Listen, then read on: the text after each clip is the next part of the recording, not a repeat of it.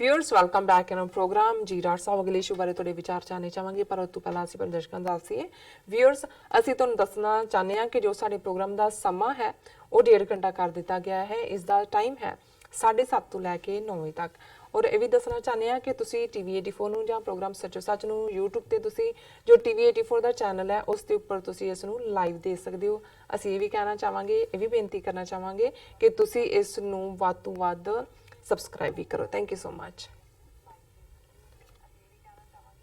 Doctor साहब ਅਸੀਂ ਚਾਹਾਂਗੇ ਜੋ ਅੱਜ ਦਾ ਇਸ਼ੂ ਹੈ ਉਸ ਬਾਰੇ ਤੁਸੀਂ ਆਪਣੇ ਵਿਚਾਰ ਦੇ ਦਿਓ। Sorry about that.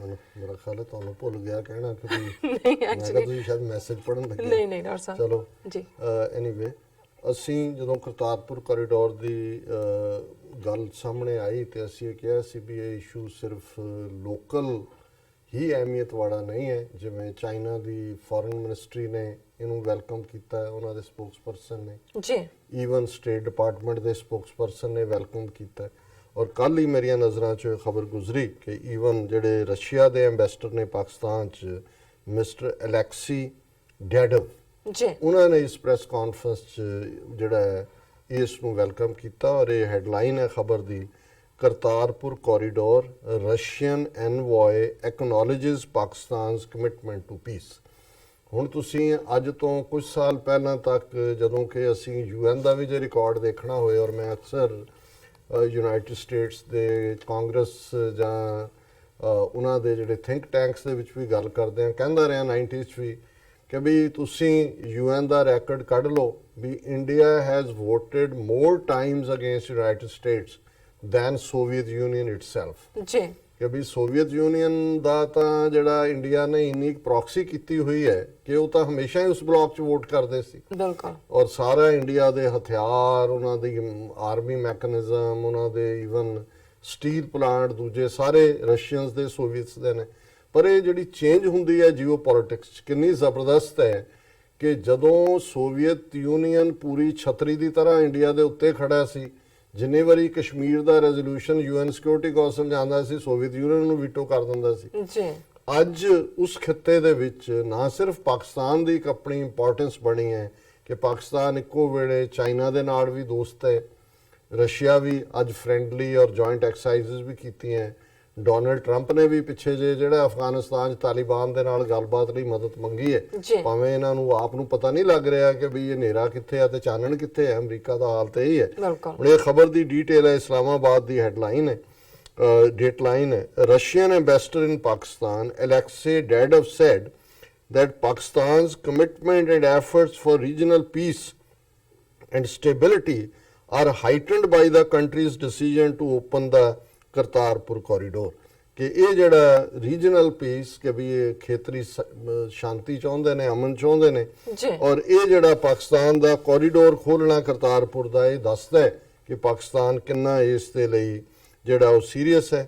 The Kartarpur corridor, the groundbreaking ceremony of which was held late last month, will provide visa-free access to Sikh pilgrims from India. The Russian ambassador made the comments while speaking on the topic of Russia's stabilizing role in South Asia. Stabilizing ਦੇ ਥੱਲੇ Russia ਨੇ ਵੀ ਆਪਣਾ ਉੱਥੇ role define ਕੀਤਾ। At an event organized by Pakistan Institute of International Affairs, ਹੁਣ Pakistan institute of international affairs ਦੇ seminar ਦੇ ਉੱਤੇ ਜਿੱਥੇ ਰਸ਼ੀਆ ਦਾ ਕੀ ਰੋਲ ਹੋਏਗਾ ਉਹਦੇ 'ਚੋਂ ਕਰਤਾਰਪੁਰ ਕੋਰੀਡੋਰ ਨੂੰ ਵੈਲਕਮ ਕਰ ਰਹੇ। ਤੁਸੀਂ ਕਹਿੰਦੇ ਆ ਵੀ ਇੱਕ ਸਿੰਗਲ ਸਟ੍ਰੋਕ ਦੇ ਨਾਲ ਸਿੱਖ ਨੇਸ਼ਨ ਇੰਟਰਨੈਸ਼ਨਲ ਮੈਪ ਤੇ ਹੈ ਤੇ ਫਿਰ ਇਹਦੀ ਇੰਪੋਰਟੈਂਸ ਸਾਨੂੰ ਵੀ ਸਮਝਣ ਦੀ ਲੋੜ ਹੈ। ਡੈਡਵ said Russia wishes to improve its bilateral relations with Islamabad and expressed appreciation for Pakistan's counter-terrorism efforts under Operation Zarb-e-Azab and Raddul Fasaad. ਇਹ ਦੋ ਆਪਰੇਸ਼ਨ ਉਹਨਾਂ ਨੇ ਕੀਤੇ ਨੇ ਜਿਹੜਾ ਉਹਨਾਂ ਦੇ ਇਹ ਇੰਡੀਆ ਦੀ ਰਾਹ ਫਾਈਨੈਂਸ ਜਾਂ ਦੂਜੀਆਂ ਏਜੰਸੀਆਂ ਦੇ ਬੰਦੇ ਜਿਹੜੇ ਪਾਕਿਸਤਾਨ ਦੇ ਵਿੱਚ ਮਜ਼ਹਬ ਦੇ ਨਾਂ ਤੇ ਔਰ ਹੋਰ ਗੜਬੜ ਕਰਵਾ ਰਹੇ ਸੀ ਉਹਨਾਂ ਨੂੰ ਨੱਥ ਪਾਈ ਹੈ। ਉਹਨਾਂ ਨੇ ਕਿਹਾ ਹੀ also laid emphasis on Russia's desire to improve trade relations with Pakistan and China while adding that the country is also a part of China's Belt and Road Initiative। उन्होंने कहा जी ਅਸੀਂ ਵੀ Belt and Road Initiative ਦਾ ਹਿੱਸਾ ਹੈ ਔਰ ਦੂਸਰਾ ਵੀ ਹੈ। ਫਿਰ ਉਹਨਾਂ ਨੇ ਕਲਚਰਲ, ਇਕਨੋਮਿਕ, ਸੋਸ਼ਲ ਰਿਲੇਸ਼ਨਸ਼ਿਪ ਦੀ ਗੱਲ ਕੀਤੀ। ਔਰ ਜਿਹੜੀ ਗੱਲ ਕਨਕਲੂਜਨ 'ਚ ਉਹਨਾਂ ਨੇ ਕਹੀ ਕਿ dynamic changes in the region have occurred, dynamic changes ਜੀ ਕਿ ਤਬਦੀਲੀਆਂ ਬਹੁਤ ਜ਼ਬਰਦਸਤ ਹੋਈਆਂ ਨੇ। ਔਰ on one side we have globalization and technological progress, while on the other hand we are facing international terrorism, drugs, human trafficking, which changes the international landscape so quickly। ਕਿ ਇਹ ਵੀ challenges ਨੇ, ਜੀ। ਪਰ ਡਾਇਨਾਮਿਕ ਚੇਂजेस ਜਿਹੜੀਆਂ ਨੇ ਇਸ ਖਿੱਤੇ 'ਚ ਹੋਈਆਂ ਨੇ। ਔਰ ਇਸ ਦੇ ਵਿੱਚ ਉਹਨਾਂ ਨੇ ਇਹ ਜਦੋਂ ਕਰਤਾਰਪੁਰ ਕੋਰੀਡੋਰ ਨੂੰ ਵੈਲਕਮ ਕੀਤਾ ਹੈ, ਸੋ ਜ਼ਾਹਰ ਹੈ ਵੀ ਕਰਤਾਰਪੁਰ ਕੋਰੀਡੋਰ ਅਸੀਂ ਅਮਰੀਕਾ ਚਾਈਨਾ ਦੀ ਖੁਸ਼ੀ ਦੀ ਤਾਂ ਗੱਲ ਕੀਤੀ ਸੀ, ਰਸ਼ੀਆ ਵੀ ਉਹਦੇ 'ਚ ਜੀ। ਹੈ। ਔਰ ਰਸ਼ੀਆ ਨੇ ਪਾਕਿਸਤਾਨ ਦੀ ਧਰਤੀ ਤੇ ਖਲੋ ਕੇ ਰਸ਼ੀਅਨ ਐਂਬੈਸਡਰ ਪਾਕਿਸਤਾਨ ਨੂੰ ਦੀ ਜਿਹੜੀ ਹੈ ਉਹ ਪਿੱਠ ਦੇ ਉੱਤੇ ਥਾਪੀ ਦੇ ਰਿਹਾ ਕਿ ਭਾਈ ਤੁਸੀਂ ਬਹੁਤ ਚੰਗਾ ਕੰਮ ਕੀਤਾ ਹੈ। ਜੀ। ਔਰ ਜਿਉਂ-ਜਿਉਂ ਇਹ ਐਪਰੀਸ਼ੀਏਸ਼ਨ ਇੰਟਰਨੈਸ਼ਨਲੀ ਹੋ ਰਹੀ ਹੈ, ਇੰਡੀਅਨ ਏਜੰਸੀਜ਼ ਨੇ ਆਪਣੇ ਸਟੂਜ ਅਮਰਿੰਦਰ ਵਰਗੇ ਜਿਹੜੇ ਨੇ ਉਹਨਾਂ ਤੋਂ ਹੋਰ ਤੇਜ਼ ਵਿਰੋਧ ਕਰਾਉਣਾ ਸ਼ੁਰੂ ਕੀਤਾ ਜੀ। ਹੈ। ਔਰ ਅੱਜ ਈਵਨ ਟ੍ਰਿਬਿਊਨ ਦੇ ਵਿੱਚ ਇਹਦਾ ਇੱਕ ਰਾਈਟ ਅਪ ਵੀ ਹੈ, general the slip is showing, general Bajwa ਨੂੰ ਰੈਫਰ ਕਰਕੇ। ਔਰ ਉਹਦੇ ਚ ਉਹਨਾਂ ਨੇ ਨਾਲ ਦੀ ਨਾਲ ਇਹ ਕਿਹਾ ਕਿ ਜੀ ਇਹ ਜਿਹੜੀ 6 ਫॉर ਜਸਟਿਸ ਦੀ 2019 ਚ ਕਨਵੈਨਸ਼ਨ ਖਾਲਿਸਤਾਨ ਦੀ ਜਿਹੜੀ ਹੈ ਰੈਫਰੈਂਡਮ 2020 ਦੀ, ਇਹ ਦੱਸਦੀ ਹੈ ਕਿ ISI ਔਰ ਇਹ ਕੀ ਗੱਠਜੋੜ ਹੈ। ਜੀ। ਔਰ ਇਹ ਜਿਹੜਾ ਕਰਤਾਰਪੁਰ ਕੋਰੀਡੋਰ ਹੈ ਇਹ ਕਿਸ ਤਰ੍ਹਾਂ ਜਿਹੜਾ ਇੱਕ ਸ਼ਰਾਰਤ ਦਾ ਬਾਇਸ ਬਣ ਸਕਦਾ ਹੈ। ਸੋ ਜਿਹਨੂੰ ਅਸੀਂ ਕਿਹਾ ਸੀ ਸਾਡੇ ਆਪਣੇ ਵਿਊਅਰ ਜਿਹੜੇ ਹਿਊਸਟਨ ਤੋਂ ਉਹਨਾਂ ਦੇ ਕਿ ਡੈਵਲ ਲਾਈਜ਼ ਇਨ ਦਾ ਡੀਟੇਲ, ਜੀ ਇੱਕ ਪਾਸੇ ਇਹ ਰੈਜ਼ੋਲੂਸ਼ਨ ਕਰ ਰਿਹਾ ਪੰਜਾਬ ਅਸੈਂਬਲੀ 'ਚ ਕਿ ਜੀ ਲੈਂਡ ਸਵੈਪ ਕਰ ਲਓ ਕਰਤਾਰਪੁਰ ਲਈ, ਸਾਡੇ ਕੋਲ 11,000 ਏਕੜ ਹੈ ਉਹ ਕਰ ਲਓ। ਦੂਸਰੇ ਪਾਸੇ ਜਿਹੜਾ ਕਹਿ ਜਿਵੇਂ ਅਸੀਂ ਦਾ ਇਨਫਰਾਸਟ੍ਰਕਚਰ ਬਣਾ ਰਹੇ ਹਾਂ, ਅਸੀਂ ਕਿਹਾ ਜੀ state of the art Dera Baba Nanak 'ਚ ਬਣੇ, ਇੰਨੇ ਪੈਸੇ ਰੱਖ ਦਿੱਤੇ ਨੇ। ਤੇ ਹੁਣ ਫੇਰ ਇਹ ਜਿਹੜਾ ਰਿਲੈਂਟਲੈਸ ਇਹਨੂੰ ਕਹਿੰਦੇ ਨੇ, ਵਿਦਆਊਟ ਸਟਾਪ। ਬਿਲਕੁਲ। ਔਰ ਇਹ ਅੱਜ ਦੇ ਹੀ ਟ੍ਰਿਬਿਊਨ ਦੇ ਓਪੀਨੀਅਨ ਪੇਜ ਦੇ ਉੱਤੇ ਇਹਦਾ ਆਰਟੀਕਲ ਵੀ ਔਰ ਇਹਦੀ ਸਟੇਟਮੈਂਟ ਵੀ ਸਾਰੇ ਮੀਡੀਆ ਨੇ ਕੈਰੀ ਕੀਤੀ ਹੈ। ਸੋ ਇਹ ਹੈ ਟੋਟਲੀ ਜਿਹੜੇ ਸਟੂਜ ਪਲੇ ਕਰਦੇ ਨੇ, ਜਿਵੇਂ ਅਸੀਂ ਪਿਛਲੇ ਸੈਗਮੈਂਟ 'ਚ ਦੱਸਿਆ ਕਿ ਕਿਵੇਂ ਚਾਬਹਾਰ ਪੋਰਟ ਨੂੰ ਲੈ ਕੇ ਅਫਗਾਨ ਜਿਹੜਾ ਪਰਮਾਨੈਂਟ ਰਿਪਰੈਜ਼ੈਂਟੇਟਿਵ ਹੈ UN ਦੇ ਵਿੱਚ, ਉਹ ਬੜੀ ਸਿਫਤ ਕਰ ਰਿਹਾ ਕਿ ਜੀ ਬਹੁਤ ਵਧੀਆ ਔਰ ਇਹ ਉਹ ਹੋਏਗਾ। ਸੋ ਇਹ ਵੀ ਉਹੀ ਗੇਮ ਹੈ। ਔਰ ਇਹ ਜਿਹੜੇ ਮੀਰ ਜ਼ਾਫਰ ਦਾ ਨਾਂ ਹਮੇਸ਼ਾ ਟ੍ਰੇਟਰਸ ਦੇ ਵਿੱਚ ਲਿਆ ਜਾਂਦਾ ਹੈ। ਜੀ ਅਸੀਂ ਹਮੇਸ਼ਾ ਇਹਨਾਂ ਡੋਗਰਿਆਂ ਔਰ ਮਿਸਰਾਂ ਨੂੰ ਸਿੱਖ ਰਾਜ ਅੰਗਰੇਜ਼ਾਂ ਦੇ ਪੇਟੇ ਪਾਉਣ ਦਾ ਜ਼ਿੰਮੇਵਾਰ ਦੱਸਦੇ ਹਾਂ। ਔਰ ਇਹ ਆਲੇ ਦੀ ਔਲਾਦ ਜਿਹੜੀ ਹੈ ਉਹ ਉਹੀ ਰੋਲ ਅਦਾ ਕਰ ਰਹੀ ਹੈ ਜੋ ਉਹਨਾਂ ਦੇ ਆਲੇ ਨੇ ਕੀਤਾ ਸੀ ਅਬਦਾਲੀ ਦੇ ਨਾਲ ਰਲ ਕੇ। ਫਿਰ ਇਹਦੇ ਅੱਗੋਂ ਪਿਓ ਨੇ, ਇਹਦੇ ਦਾਦੇ ਨੇ ਅੰਗਰੇਜ਼ਾਂ ਦੀ ਖਿਦਮਤ 'ਚ ਰਹਿੰਦੇ ਆ ਜੋ ਕੁਝ ਕੀਤਾ। 47 ਚ ਕਿਵੇਂ ਬੇੜਾਗਰ ਕੀਤਾ, ਜੀ ਚੈਂਬਰ ਆਫ ਪ੍ਰਿੰਸਿਸ ਚੋਂ ਜਿਹੜਾ ਇਹਦਾ ਪਿਓ ਚਾਂਸਲਰ ਸੀ, ਸਭ ਤੋਂ ਪਹਿਲਾਂ ਆਪਣੀ ਸਟੇਟ ਜਿਹੜੀ ਹੈ ਉਹ ਇੰਡੀਆ ਦੇ ਹਵਾਲੇ ਕੀਤੀ।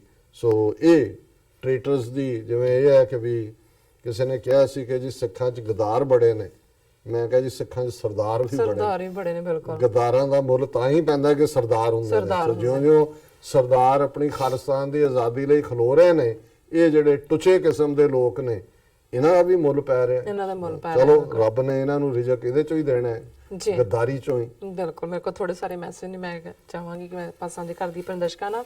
ਸਾਡੇ ਕੋਲ ਮੁਹੰਮਦ ਸਲੀਮ ਜੀ ਸਾਂ ਲਿਖਦੇ ਨੇ ਕਿ ਹਿੰਦੂ ਸਿਰਫ ਛਿੱਤਰ ਦੀ ਜ਼ੁਬਾਨ ਸਮਝਦੇ ਆ। ਨਾਸਰ ਜੱਟ ਸਾਂ ਲਿਖਦੇ ਨੇ ਕਿ ਨਾਈਸ।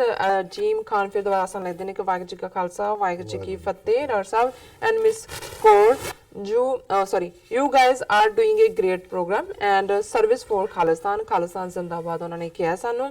ਦਲਜੀਤ ਸਿੰਘ ਸਾਨੂੰ ਕਹਿੰਦੇ ਨੇ ਕਿ ਵਾਹਿਗੁਰੂ ਜੀ। ਅਦਨਾਨ ਮਹਿਮੂਦ ਫਿਰ ਦੁਬਾਰਾ ਸਾਨੂੰ ਲਿਖਦੇ ਨੇ ਕਿ ਅੱਜ ਪਹਿਲੀ ਵਾਰ ਲਾਈਵ ਦੇਖ ਰਹੇ ਹਾਂ ਕਿ ਡਾਕਟਰ ਸਾਹਿਬ ਬਹੁਤ ਅੱਛਾ ਬੋਲ ਰਹੇ ਨੇ। ਜੈਕ ਮਠਾਰੂ ਸਾਨੂੰ ਲਿਖਦੇ ਨੇ ਕਿ ਨਾਈਸ ਟੂ ਸੀ। ਐਂਡ ਮੈਂ ਅੱਗੇ ਦੇਖਦੀ ਹਾਂ ਹੋਰ ਮੈਸੇਜ। ਰਜਵਾਨ ਅਹਿਮਦ ਸਾਨੂੰ ਲਿਖਦੇ ਨੇ ਡਾਕਟਰ ਸਾਹਿਬ ਜਬ ਵੀ ਕभी ਨਨਕਾਣਾ ਸਾਹਿਬ ਆਏ तो ਮੇਰੇ ਨਾਲ ਲਾਜ਼ਮੀ ਮੇਰੇ ਨੂੰ ਲਾਜ਼ਮੀ ਮਿਲਣਾ।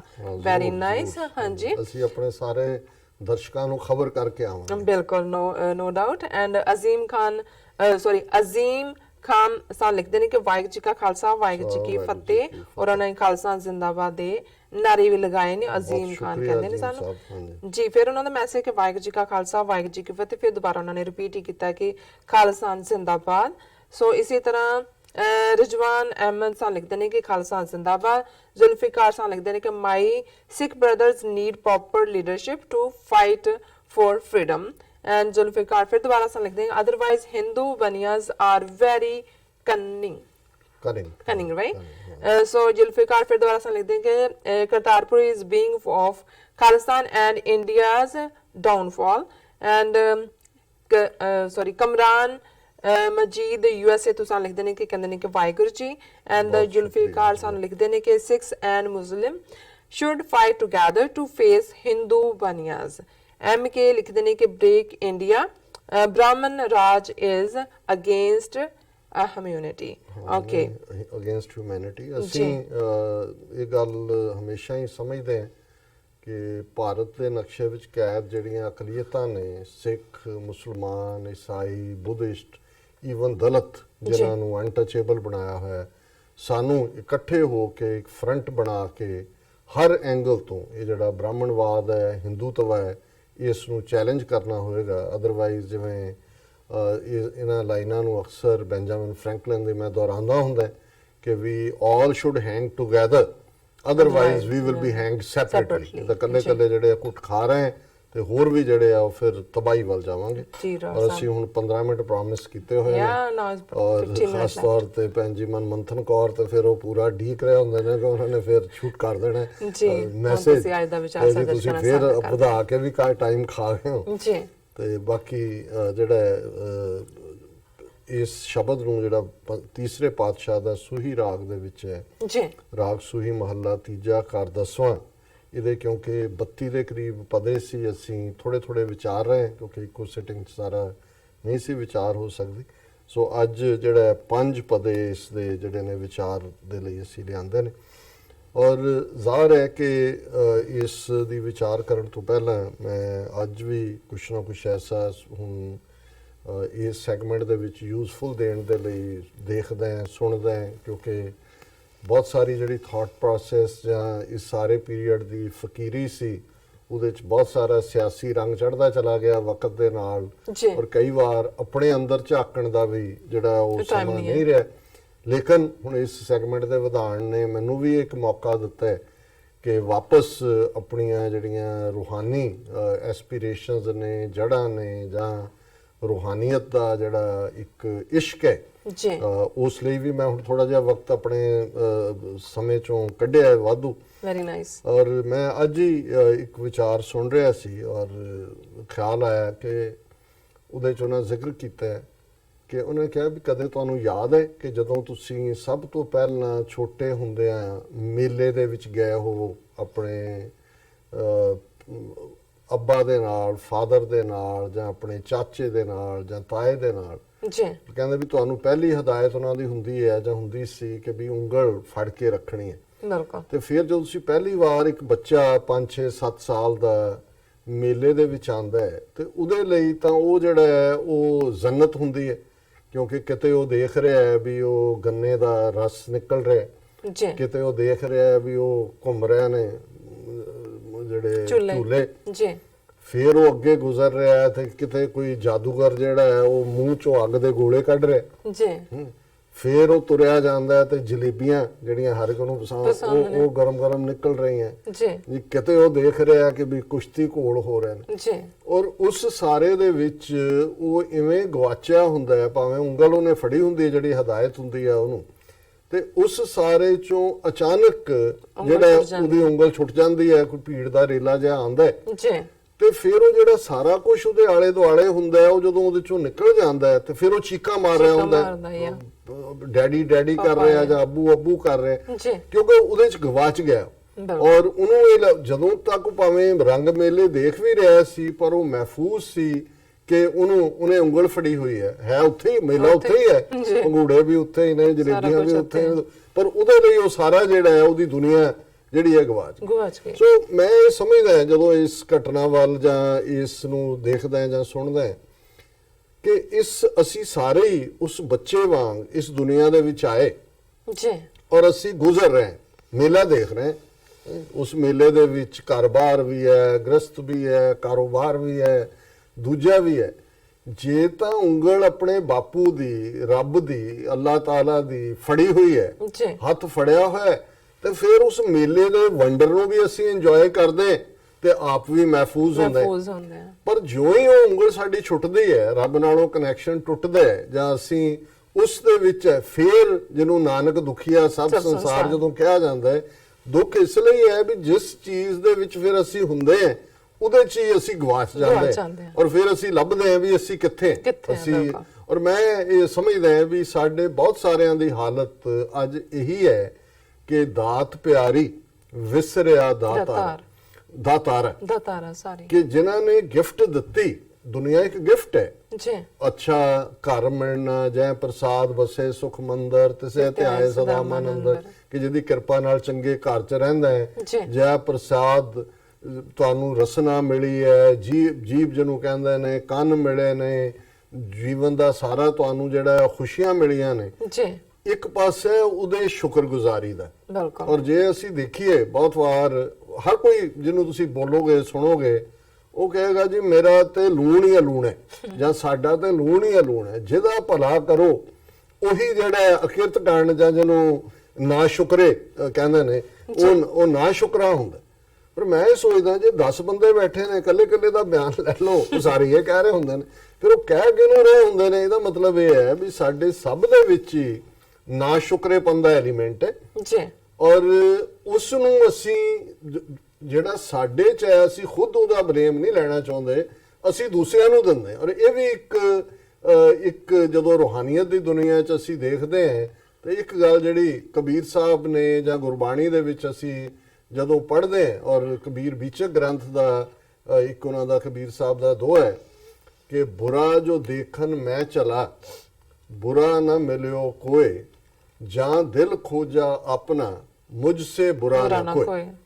ਹੁਣ ਇਹ ਵੀ ਸੈਲਫ ਇੰਟਰੋਸਪੈਕਸ਼ਨ ਹੈ ਕਿ ਭਾਈ ਮੈਂ ਤੁਰਿਆ ਕਿ ਵੀ ਕਿੱਥੇ ਕਿੱਥੇ ਬੁਰੇ ਨੇ ਕੀ ਹੈ, ਪਰ ਜਦੋਂ ਮੈਂ ਦੇਖਿਆ ਵੀ ਮੇਰੇ ਤੋਂ ਬੁਰਾ ਕੌਣ ਹੈ। ਸੋ ਇਹੀ ਪਾਰਟ ਜੇ ਅਸੀਂ ਇਹ ਕਹਿਣਾ ਸ਼ੁਰੂ ਕਰੀਏ ਕਿ ਭਾਈ ਅਸੀਂ ਬਹੁਤ ਵੱਡੇ ਨਾ ਸ਼ੁਕਰੇ ਹਾਂ, ਅਸੀਂ ਅਕਿਰਤ ਕਾਣ, ਕਿਉਂਕਿ ਸਭ ਤੋਂ ਵੱਡਾ ਅਕਿਰਤ ਕਾਣ ਤਾਂ ਉਹ ਜਿਹੜਾ ਰੱਬ ਦੀ ਉਂਗਲ ਛੱਡ ਦਿੰਦਾ ਜਿਹਨੇ ਤੁਹਾਨੂੰ ਮੇਲੇ 'ਚ ਲੈ ਕੇ ਆਇਆ ਹੈ, ਜਿਹਦੀ ਜੇਬ 'ਚ ਪੈਸੇ ਤੁਸੀਂ ਖਰਚਣੇ ਨੇ, ਕਦੇ ਖਿਡੌਣੇ ਲੈ ਰਹੇ ਹੋ, ਕਦੇ ਗੁੜੀਆਂ ਲੈ ਰਹੇ ਹੋ, ਕਦੇ ਕੋਈ ਭੰਗੂੜੇ 'ਚ ਚੜ੍ਹ ਰਹੇ ਹੋ, ਤੇ ਫਿਰ ਤੁਸੀਂ ਉਹਦੇ 'ਚ ਇੰਨਾ ਕੁ ਗਵਾਚ ਗਏ ਵੀ ਉਹਦੀ ਵੀ ਉਂਗਲ ਛੱਡ ਦਿੱਤੀ, ਫਿਰ ਤਾਂ ਗਵਾਚੋ ਗਈ। ਸੋ ਇਸੇ ਨੂੰ ਹੀ ਜਦੋਂ ਅਸੀਂ ਫਿਰ ਕਿਹਦੇ ਦੁਆਲੇ ਘੁੰਮਦੇ ਜਦੋਂ ਅਸੀਂ ਗਵਾਚਦੇ, ਸਭ ਤੋਂ ਵੱਡਾ ਐਲੀਮੈਂਟ ਜਿਹਨੂੰ ਗੁਰਬਾਣੀ ਨੇ ਜਾਂ ਅਸੀਂ ਬਾਕੀ ਮਜ਼ਹਬਾਂ ਦੇ ਹਵਾਲੇ ਨਾਲ ਵੀ ਦੇਖੀਏ ਅਨਾ ਉਹਨੂੰ ਕਹਿੰਦੇ ਨੇ, ਅਸੀਂ ਹਉਮੈ ਕਹਿੰਦੇ ਹਾਂ, ਅਹੰਕਾਰ ਵੀ ਕਿਹਾ ਜਾਂਦਾ। ਹਉਮੈ ਹੀ ਸਾਨੂੰ ਖਾ ਰਹੀ ਹੁੰਦੀ ਹੈ ਔਰ ਬਹੁਤ ਸਾਰੇ ਸਾਡੇ ਕੰਮ ਅਸੀਂ ਕਰ ਰਹੇ ਹੁੰਦੇ ਆ ਪਰ ਉਸ ਅਨਾ ਦੇ ਥੱਲੇ ਹੁੰਦੇ ਨੇ, ਉਸ ਹੰਕਾਰ ਦੇ ਥੱਲੇ, ਉਸ ਹਉਮੈ ਦੇ ਥੱਲੇ। ਔਰ ਇਸ ਸ਼ਬਦ ਦਾ ਵੀ ਜਿਹੜਾ 5 ਪਦੇ ਨੇ ਤੀਸਰੇ ਪਾਤਸ਼ਾਹ ਦੀ ਇਹ ਜਿਹੜੀ ਹੈ ਰਚਨਾ ਉਸ ਦੇ ਵਿੱਚ ਹੈ ਹਉਮੈ ਮੈਲਾ ਜਗ ਫਿਰੇ ਮਰ ਜੰਮੈ ਵਾਰੋ ਵਾਰ ਪੈ ਕਿਰਤ ਕਮਾਵਣਾ ਕੋਏ ਨਾ ਮੇਟਣ ਹਾਰ। ਕਿ ਜਿਹੜੀ ਦੁਨੀਆ ਦੇ ਵਿੱਚ ਬਹੁਤ ਸਾਰਾ ਵਰਤਾਰਾ ਚੱਲ ਰਿਹਾ ਹੈ ਉਹ ਉਸ ਹਉਮੈ ਦੀ ਖੇਡ ਹੈ, ਉਸ ਅਨਾ ਦੀ ਖੇਡ ਹੈ, ਉਸ ਅਹੰਕਾਰ ਦੀ ਖੇਡ ਹੈ। ਸਾਰਾ ਜੱਗ ਉਹਦੀ ਮੈਲ ਦੇ ਵਿੱਚ ਹੈ। ਔਰ ਇਹੀ ਕਾਰਨ ਹੈ ਕਿ ਜੀਵਨ ਦਾ ਅਸਲ ਮਕਸਦ ਸਮਝ ਨਹੀਂ ਆਉਂਦਾ ਤੇ ਜੰਮਣ ਮਰਨ ਜਿਵੇਂ ਆਮ ਜੀਵ ਜੰਤੂ ਜੰਮਦੇ ਮਰਦੇ ਨੇ, ਸਾਡੀ ਵੀ ਉਸ ਕਿਸਮ ਦੀ ਜੂਨ ਜਾਂ ਫਾਰਮ ਆਫ ਲਾਈਫ ਬਣ ਗਈ। ਔਰ ਇਹ ਜਿਹੜਾ ਸਾਡੇ 'ਚ ਫਿਰ ਜਿਹੜੀ ਕੰਟੀਨਿਊਟੀ ਹੁੰਦੀ ਹੈ ਕਰਮਾਂ ਦੇ ਸੰਸਕਾਰਾਂ ਦੀ, ਉਸ ਤੋਂ ਛੁਟਕਾਰਾ ਨਹੀਂ ਹੁੰਦਾ ਕੋਈ ਨਾ ਮੇਟਣ ਹਾਰ, ਕਿਉਂਕਿ ਲਾਈਫ ਦਾ ਫੋਕਸ ਅਨਾ ਹੈ, ਹਉਮੈ ਹੈ, ਈਗੋ ਹੈ, ਰੱਬ ਨਹੀਂ ਹੈ। ਜੇ ਰੱਬ ਸੈਂਟਰ ਹੈ ਫਿਰ ਹਉਮੈ ਤੋਂ ਤੇ ਨੇੜੇ ਨਹੀਂ ਆਉਂਦੀ। ਫਿਰ ਉਹਦੇ 'ਚ ਦੂਸਰਾ ਪੱਖ ਹੈ ਸੰਤਾਂ ਸੰਗਤ ਮਿਲ ਰਿਹਾ ਤਾਂ ਸੱਚ ਲੱਗੈ ਪਿਆਰ, ਸੱਚ ਸਲਾਹੀ ਸੱਚ ਸੁਣ ਦਰ ਸੱਚੈ ਸਚਿਆਰ। ਕਿ ਵੀ ਜਿਹੜਾ ਚੰਗੇ ਲੋਕਾਂ ਦੀ, ਭਲੇ ਲੋਕਾਂ ਦੀ, ਨੋਬਲ ਲੋਕਾਂ ਦੀ ਸੰਗਤ ਦੇ ਵਿੱਚ ਬਹਿੰਦਾ ਹੈ, ਉਸ ਦੀ ਸੰਗਤ ਕਰਦਾ ਤੇ ਫਿਰ ਉਹਦੇ ਅੰਦਰ ਵੀ ਜਿਉਂ ਜਿਹੀ ਤੁਸੀਂ ਸੰਗਤ ਕਰਦੇ ਹੋ ਉਹ ਜਿਹਾ ਪ੍ਰਭਾਵ ਪੈਂਦਾ। ਸੱਚ ਲੱਗਿਆ ਪਿਆਰ, ਤੁਸੀਂ ਸੱਚ ਨੂੰ ਪਿਆਰ ਕਰਨ ਲੱਗ ਜਾਂਦੇ ਹੋ, ਫਿਰ ਤੁਸੀਂ ਸੱਚ ਦੀ ਹੀ ਸਿਫਤ ਸਲਾਹ ਕਰਦੇ ਹੋ, ਸੱਚ ਨੂੰ ਹੀ ਤੁਸੀਂ ਮੰਨਦੇ ਹੋ, ਤੁਹਾਡੇ ਮਨ ਦੇ ਅੰਦਰ ਵੀ ਸੱਚ ਹੁੰਦਾ, ਦਰ ਸੱਚਾ ਸਚਿਆਰ, ਤੇ ਅਲਟੀਮੇਟਲੀ ਤੁਸੀਂ ਰੱਬ ਦੀ ਦਰਗਾਹ ਦੇ ਵਿੱਚ ਵੀ ਸਚਿਆਰੇ ਹੋ ਕੇ ਨਿਬੜੋਗੇ। ਗੁਰ ਪੂਰੈ ਪੂਰੀ ਮਤ ਹੈ। ਹੁਣ ਜ਼ਾਹਰ ਹੈ ਵੀ ਇਹ ਜਿਹੜਾ ਸਚਿਆਰੇ ਹੋਣ ਦੀ ਮਤ ਹੈ ਇਹ ਪੂਰੇ ਗੁਰੂ ਦੀ ਸਿੱਖਿਆ ਦੇ ਉੱਤੇ ਖਲੋ ਕੇ ਅਮਲ ਕੀਤਿਆਂ ਮਿਲਦੀ ਹੈ।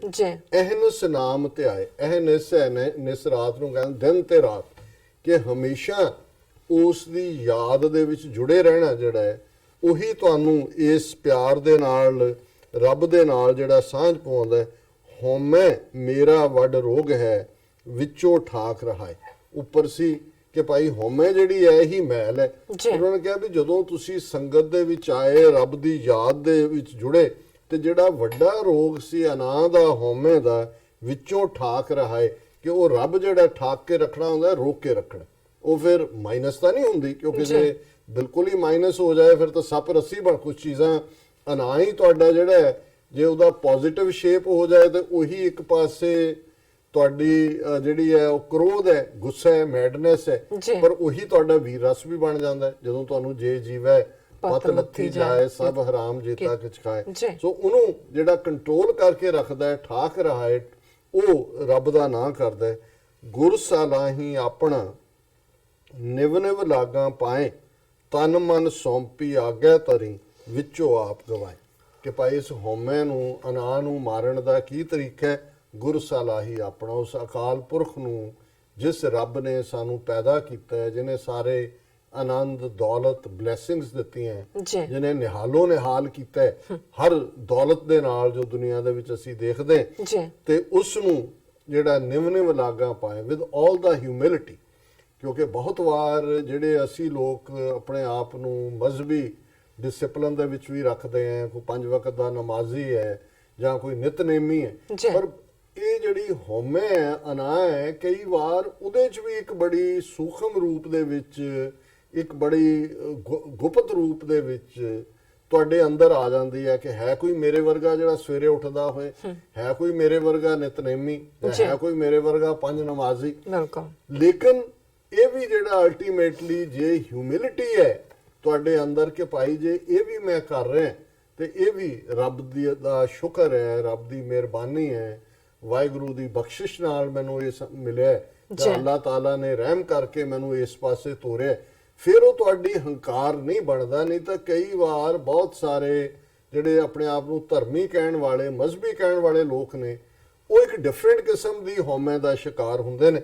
ਤਨ ਮਨ ਸੌਂਪੀ ਆਗਿਆ ਧਰੀ, ਕਿ ਜੇ ਤੁਸੀਂ ਆਪਣਾ ਤਨ ਤੇ ਮਨ ਉਸ ਰੱਬ ਦੇ ਅੱਗੇ ਰੱਖ ਦਿੰਦੇ ਹੋ, ਤਨ ਮਨ ਤਨ ਸਭ ਸੌਂਪ ਗੁਰ ਕੋ ਹੁਕਮ ਮੰਨੀਏ ਪਾਈਏ, ਤੇ ਜੇ ਜਦੋਂ ਤੁਸੀਂ ਆਪਣਾ ਆਪਾ ਸੌਂਪ ਦਿੱਤਾ, ਫਿਰ ਜੋ ਤੁਸੀਂ ਕਰ ਰਹੇ ਹੋ ਉਹਦੇ ਹੁਕਮ ਦੇ ਵਿੱਚ, ਉਹਦੇ ਡਿਕਟੇਟ ਦੇ ਵਿੱਚ ਕਰ ਰਹੇ ਹੋ, ਵਿੱਚੋਂ ਆਪ ਗਵਾਏ। ਫਿਰ ਇਹ ਜਿਹੜਾ ਆਪ ਹੈ ਹਉਮੈ, ਤਾਂ ਹੀ ਵਿੱਚੋਂ ਇਹ ਗਵਾਚੇਗੀ ਜੇ ਆਪਣਾ ਤਨ ਮਨ ਜਿਹੜਾ ਹੈ ਉਹ ਗੁਰੂ ਦੇ ਅੱਗੇ ਤਰੋਗੇ।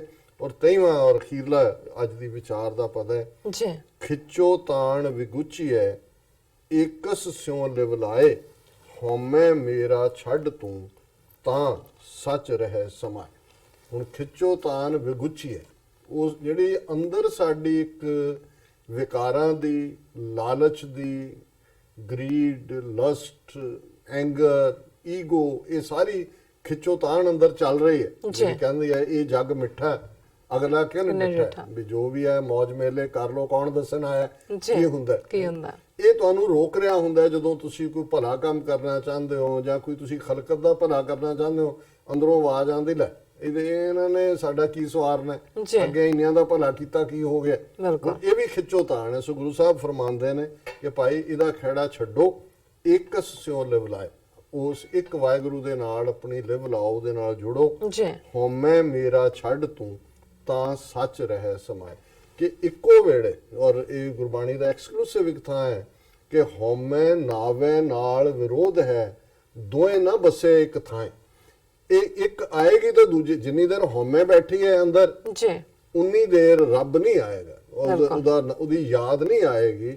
ਤੇ ਜਦੋਂ ਯਾਦ ਆ ਕੇ ਵਸ ਗਈ, ਫਿਰ ਹਉਮੈ ਜਿਹੜੀ ਹੈ ਉਹ ਕਮਰਿਓਂ ਬਾਹਰ, ਔਰ ਫਿਰ ਹਉਮੈ ਦੀ ਛੁੱਟੀ। ਸੋ ਦੋਨਾਂ ਚੋਂ ਇੱਕ ਨੂੰ ਛੁੱਟੀ ਮਿਲਣੀ ਹੈ। ਇਹ ਨਹੀਂ ਵੀ ਅੱਧੀ ਛੁੱਟੀ ਇੱਕ ਕਰ ਲੈ, ਅੱਧਾ ਇੱਕ ਦਿਨ ਉਹ ਆ ਜਾਏ, ਇਹ ਨਹੀਂ ਹੈ। ਇਹ ਬਾਈ ਰੋਟੇਸ਼ਨ ਨਹੀਂ ਆਉਂਦੇ, ਜਾਂ ਉਹ ਹੈ ਜਾਂ ਨਹੀਂ। ਸੋ ਇਹ ਹੁਣ ਅਸੀਂ ਦੇਖਣਾ ਕਿ ਅਸੀਂ ਆਪਣਾ ਆਪਾ ਤਨ ਮਨ ਤਨ ਸਭ ਸੌਂਪ ਗੁਰ ਕੋ ਹੁਕਮ ਮੰਨੀਏ ਪਾਈਏ, ਆਪਣਾ ਆਪ ਰੱਬ ਦੇ ਹਵਾਲੇ ਕਰਕੇ ਤੇ ਉਸ ਦੀ ਉਂਗਲ ਛੱਡਣੀ ਨਹੀਂ, ਜਿਵੇਂ ਮੇਲੇ ਦੇ ਵਿੱਚ ਛੱਡ ਦਿੱਤੀ ਬਾਹਰਲਾ ਦੇਖਦੇ ਦੇਖਦੇ, ਤੇ ਫਿਰ ਉਸ ਚੋਂ ਚੀਖ ਚਿਹਾੜਾ ਪਿਆ ਜਿਹਦੇ ਚ ਸਾਡੀ ਸਾਰਿਆਂ ਦੀ ਜ਼ਿੰਦਗੀ ਲੰਘ ਰਹੀ ਹੈ। ਤੇ ਜੇ ਅਲਟੀਮੇਟਲੀ ਉਸ ਦੀ ਯਾਦ ਦੇ ਨਾਲ ਪੁੜ ਜਾਈਏ ਤੇ ਇਹ ਮੰਗੀਏ ਕਿ ਦੇ ਇੱਕ ਬੂੰਦ, ਭਾਈ ਵੀਰ ਸਿੰਘ, ਦੇ ਇੱਕ ਬੂੰਦ ਸਰਾਈਓ ਸਾਨੂੰ, ਇੱਕੋ ਹੀ ਦੇ ਸਾਈਂ, ਅੱਧੀ ਅੱਧ ਪਚੱਦੀ ਦੇ ਦੇ, ਨਿੱਕੀ ਹੋਰ ਗੁਸਾਈ, ਇੱਕ ਵੇਰ ਇੱਕ ਕਣੀ ਦਵਾ ਦੇ, ਸੂਫੀ ਅਸ ਨਾ ਰਹੀਏ ਇੱਕ ਵੇਰ ਦਰ ਖੜਿਆਂ ਤਾਈਂ, ਸਾਈਂ ਸਵਾਦ ਚਖਾਈ। ਤਾਂ ਫਿਰ ਸਾਈਂ ਜ਼ਰੂਰ ਵੈਰੀ ਸਵਾਦ ਬਿਊਟੀਫੁਲ, ਚਖਾਈ। Very nice, so nice doctor sahib, ਤੁਹਾਡਾ ਬਹੁਤ ਬਹੁਤ ਸ਼ੁਕਰੀਆ। ਤੁਸੀਂ ਅੱਜ ਦੇ ਅਹਿਮ ਇਸ਼ੂ ਤੇ ਅੱਜ ਦਾ ਵਿਚਾਰ ਸਾਡੇ ਦਰਸ਼ਕਾਂ ਨਾਲ ਸਾਂਝਾ ਕੀਤਾ। ਇਸ ਨੇ ਆਪਣੇ ਵਿਊਅਰਸ ਕੋਲ ਲੈਣੀ ਹੈ ਇਜਾਜ਼ਤ। ਵਿਊਅਰਸ, ਤੁਹਾਡਾ ਬਹੁਤ ਬਹੁਤ ਸ਼ੁਕਰੀਆ। ਤੁਸੀਂ ਆਪਣੇ ਕੀਮਤੀ ਸਮੇਂ ਵਿੱਚ ਸਮਾਂ ਕੱਢ ਕੇ ਸਾਨੂੰ ਆਪਣੇ ਰਾਏ ਤੇ ਸੁਝਾਅ ਪੇ ਨੇ ਤਾਂ ਭੇਜਦੇ ਰਹਿਣਾ ਸਾਡੇ ਇਸ ਪਤੇ ਤੇ sos@tv84.tv ਤੇ। ਅਸੀਂ ਆਪਣਾ ਪ੍ਰੋਗਰਾਮ ਲੈ ਕੇ ਫਿਰ ਦੁਬਾਰਾ ਹਾਜ਼ਰ ਹੋਵਾਂਗੇ। ਤਦ ਤੱਕ ਲਈ ਮੈਨੂੰ ਤੇ ਆਪਣਾ ਸੁਣਾ ਗਿਆ ਦਿਓ। ਦੇਖਦੇ ਰਹੋ TV84। ਬੁਲਾ ਦਿਓ ਫਤਿਹ। ਵਾਹਿਗੁਰੂ ਜੀ ਕਾ ਖਾਲਸਾ, ਵਾਹਿਗੁਰੂ ਜੀ ਕੀ ਫਤਿਹ। ਵਾਹਿਗੁਰੂ ਜੀ ਕੀ ਫਤਿਹ।